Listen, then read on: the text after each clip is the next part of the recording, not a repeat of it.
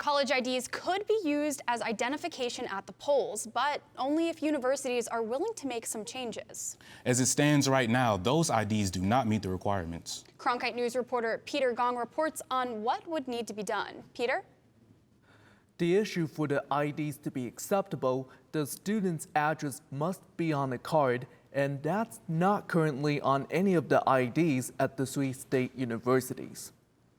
A footnote in the draft of the Elections Procedures Manual states that student ID cards from a public college or university are government-issued IDs and can be accepted, but only if it meets the voter ID requirements. Student ID must have a name, your photo, and your address. So we want to avoid any misconception that a student ID that lacks those 3 elements is sufficient. They are not. Bordeaux, the Election Services Director for the Secretary of State's office, stated that no rules are being changed to the voter ID law, but there is a clarification of what's acceptable.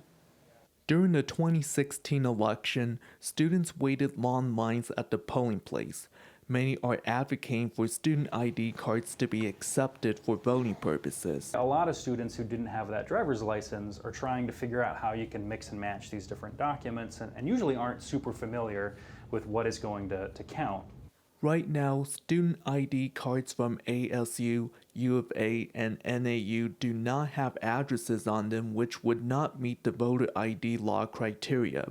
It would be up to Arizona's public colleges and universities to update the ID card, something ASU explained in a statement would be challenging. Many ASU student IDs are tied to bank accounts, which raises security concerns if addresses were to be printed on those ID cards, and the fact that we are dealing with a highly mobile population which would require continuous updates to student IDs. While student ID cards can't be used for voter identification at this time, Doe has a message to students who still want to vote. Students should get out. Students who are residents of Arizona, they should register, they should get involved. We have an important election coming up.